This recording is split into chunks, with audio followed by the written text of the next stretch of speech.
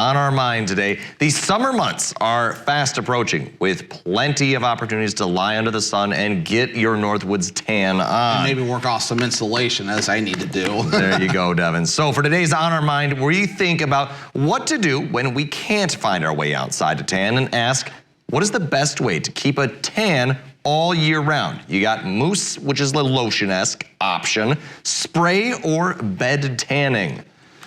There you go, Devin. Or I'll just go pale. Pale is your option. I'll just go pale because, I don't know, I don't like the bed tanning idea because of those concerns over cancer and everything, so you got to watch that. We can pop that graphic up again because what are the other options we got? You got mousse, which is your lotion, or you got spray, Devin. Yeah, mousse or spray. Whatever is a less dangerous option when it comes to cancer or other health benefit or health issues.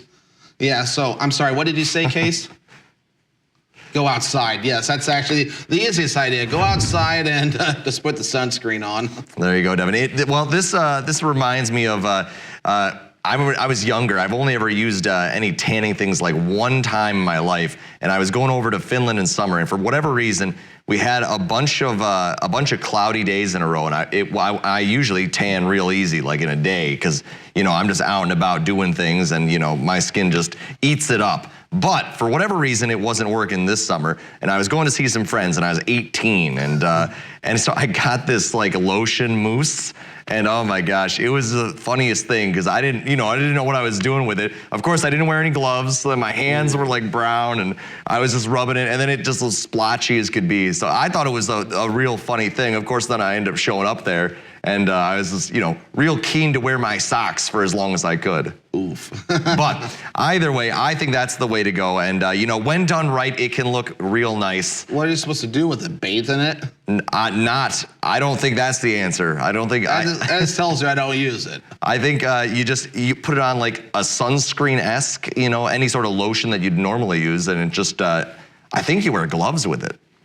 Interesting. Maybe. Well, I just know whenever it comes to me in the sun, I usually burn and turn into a tan a lot of times too, unless I'm smart and actually reapply the sunscreen every 2 hours like they say. Yeah, no, sunscreen became my friend, as I've gotten older, just because, it's never fun to burn.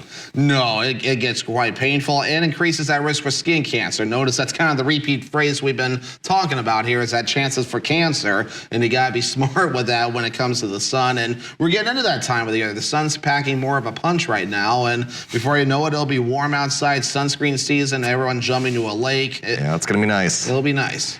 Yep. Yeah. Well, anyway, Devin. So I think we landed on. I'm going to go with probably the mousse. I'm sure you'd land on anything that doesn't give you cancer. Yep.